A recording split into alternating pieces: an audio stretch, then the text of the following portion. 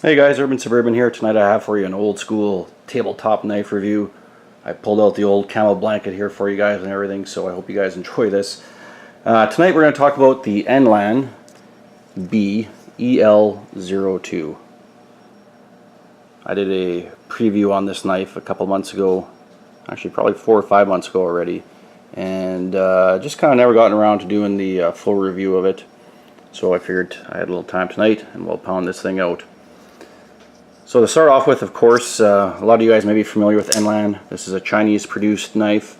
For me, I would categorize this as an EDC blade, and actually a very well designed EDC blade. It's about 4.6 ounces, which is right around my comfort zone for an EDC carry. Anything up to 5 I like, and some knives, if I really like them, I'll carry over that. Weight isn't a big issue to me, but 4.6 ounces on this guy here. The blade, which is one of my favorite features of this knife, what attracted me to it in the first place. It's an 8 CR13 MOV stainless, which of course is no surprise, being that that is a Chinese produced stainless steel. And this is a Chinese knife, and you can see 8 CR13 MOV.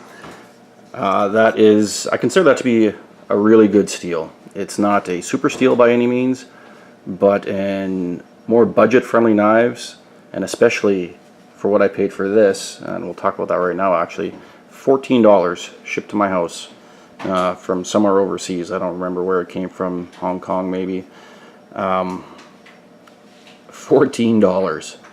8 CR13 MOV blade. The Kershaw Emerson collaboration knives, those are 8 CR13 MOV, and if I was to buy one locally here, they're upwards of a little over $60. $14, guys. Same steel. I mean, I can't comment on the heat treatment. I don't know what that's like, but I can tell you that this blade is held up really well. I have yet to touch up the edge on this. As you can see there, came nice and polished, the edge on a beautifully stone-washed blade. Very even grind. I was very, very impressed actually when this showed up. Blade length, you're looking at a little over 3.5 inches. Got some jimping on the top here, which is actually quite functional. It looks a little sissy almost. It's a little bit rounded, but it actually grips the thumb quite well. Dual thumb studs that are actually very comfortable. They don't, and of course here I'm going to fail with that, but they, there's no sharp edges on them. They should work well for deployment. There we go, trying to do it around the camera here of course. And they're executed very well. Both sides equal. Handle is a G10, black as you can see. I'm not sure if it's available in other colors. I would call it a medium texture. You can see the pattern here. It looks similar to a cold steel G10, but not near as grippy as that. I'd say it's just the right texture. It's more so than, say, a Ontario Rat 1, which of course isn't actually G10, but a similar texture pattern to it. It's grippier than that, but less than a, like say a cold steel Recon 1 or something like that. So just about right actually, the traction. You can see full stainless steel liners that are actually milled out, which is very impressive for $14. They milled out those stainless liners very nicely. It's a flow-through construction with stainless steel standoffs here. Makes it very nice and easy to clean. Single position pocket clip, that's kind of a downer for some people, but for me it's set for right side carry tip up, so that's how I like it. The only downside to this clip, for me, two actually. One, not deep carry by any means. You got close to 1 inch of handle sticking out of your pocket, and it's a very bright, polished pocket clip. If they had stonewashed it to match the blade, I would like it a lot better, or blackened it. Having said that, it functions really well. Retention is good. It hasn't loosened off at all, which I was worried about, but it hasn't. And so all in all, functions well. It's just not the prettiest, but for again, for $14, what do you expect? Lanyard hole there if you like using those. Now, locking mechanism, as you can see here, it is a axis lock, we'll call it. Of course, this is not a Benchmade, so it's not a real access lock, but they, however you want to say it, cloned it, borrowed it, stole it, designed for an access lock. And the execution, except for human error here, is very good. It is very smooth. The springs in there are just about the right tension. It's not too hard, but it's not going to fall open on its own. Blade retention is good. It's not going to fall out on its own, but it flicks like any Benchmade I've used. Very, very well. Nice and smooth. However, one issue this did have, and I would say it was its biggest drawback, was unlike the thumb studs, which are very nicely executed, these studs on the access lock were hollow. This gray nub on top was not here, and they were very, very sharp. They would actually peel skin off my thumb and index finger here if I used it more than 1 or 2 times in a row. Very painful, in fact, to use.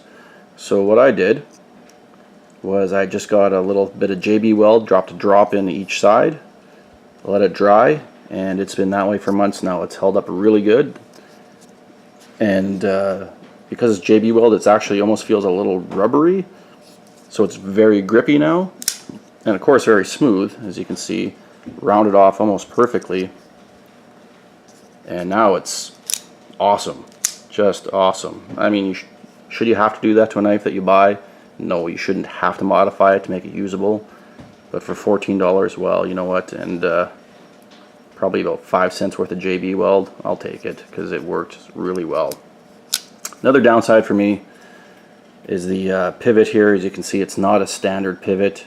It's kind of a proprietary pivot design, and fortunately for me, I have not had to adjust this blade whatsoever. You can see the centering is just about bang on.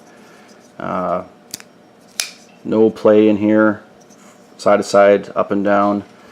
So fortunately, I haven't had to adjust that yet. If I did, I would probably have a little bit of an issue. There are videos online that explain how to adjust those, what kind of tools you can use, so it's not the end of the world. But it'd be nice if it's just a regular Torx screw or something like that. And the other downside that I found was in the ergonomics. This stupid little hump that they have here in the grip.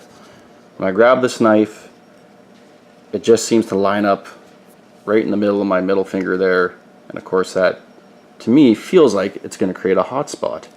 But when I use the damn thing, I don't notice it. Now whether my hand slides up or slides down so that that hump ends up being in between my fingers, I actually haven't figured out yet. I don't know what I'm doing because I'm not paying attention, I guess, when I'm using it, but it just doesn't bother me when I'm using it. The only time that I notice this stupid hump is when I'm just playing with it or fondling the thing, and then it bugs the heck out of me. But when I'm actually using the thing, which is what matters, it doesn't bother me. I don't feel any hot spots whatsoever. So I don't know, just me, kind of weird.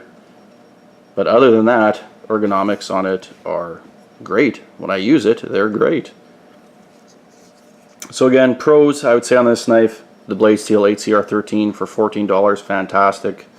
I love the blade shape. It's a hollow grind. Again, as I mentioned, the edge that came with it was really well executed. I haven't had to touch this up at all yet, but if I did, 8CR13, very easy to resharpen. And the access lock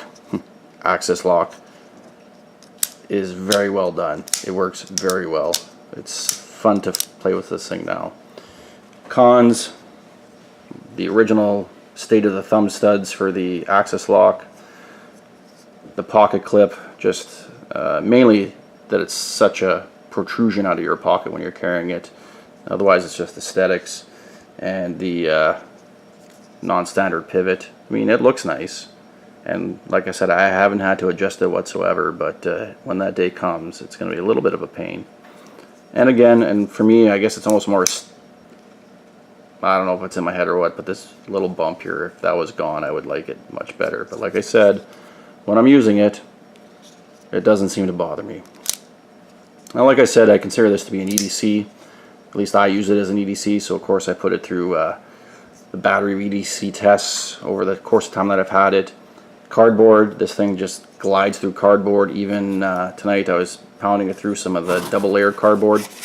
No problem whatsoever. I've taken down dozens of boxes with this thing, and again, this is the original edge.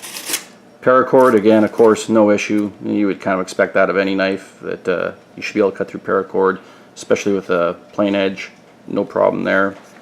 And then tonight, of course, I did the old paper test, and that's after having this thing for 4 or so months.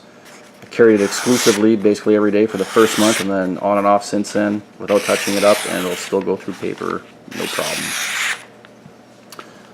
So guys, just give you a little size comparison here.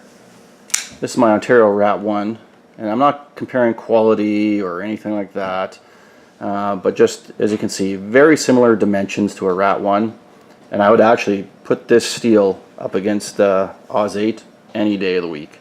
Oz 8, again, another good budget steel, but I think HCR13 just as good, or it can be anyway, depending on how they're heat treated and everything. And then again, of course, no comparison quality wise, or especially in this case steel wise. This is CPM S30V, my paramilitary 2, but just again for a size comparison, you can see very similar, both blade lengths and handle, all three of those are very similar.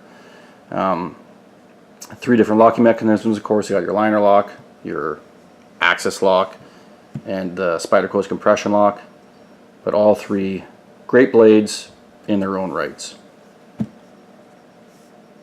Anyway guys, just to finish this thing up here, I gotta say, for $14, extremely impressed with this knife. If you don't have any, I want to say, I guess, moral hesitation with purchasing a foreign produced blade, you really can't go wrong with this. There are a lot of other great knives out there, but there are not a lot of knives that function and have this level of fit and finish and quality and materials for $14. So again, like I said, the whole foreign produced argument aside, and that's for each individual person to decide on their own. That's not a topic I'm getting into tonight. There are a lot of videos out there on that. All that aside, if you're looking for a inexpensive EDC, a beater knife, something to leave at the office, to leave in your truck, in your car, in your get home bag, your bailout bag, anything like that, for 14 bucks, I don't think you can go wrong. You are going to have to do something with these thumb studs, but again, that's probably about 3 cents worth of JB Weld if you already have it, and if not, what, 5 bucks to buy a bottle of it. That'll take not even a fraction of the bottle, of course. Very easy to do. Need no skill whatsoever, because I was able to do it. Really, really, really, really good. I was very, very impressed with it. But anyway, guys, we'll talk to you later, guys. Take care.